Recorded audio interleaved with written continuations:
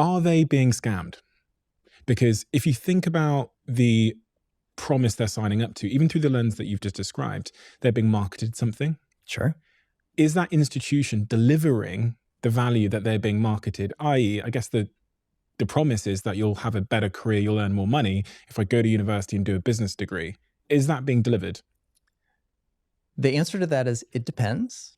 And the it depends on what you want for yourself and your life. And so approximately 2/3 of business school graduates go into either management consulting or investment banking. The remainder of them, the vast majority, go into working for extremely large companies.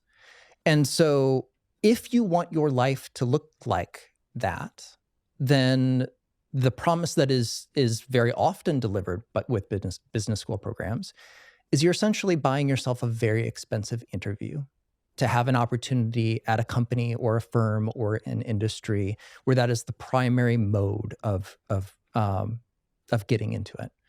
Now, the price of that interview can be very, very steep.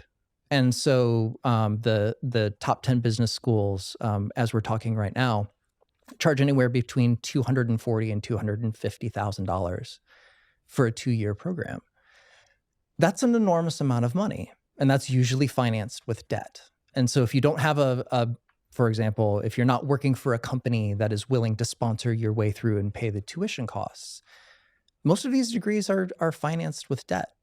And that debt is going to be with you regardless of whether or not you like your career, regardless of the economic situation that you graduate into, regardless of whether or not you get a job at the end of it.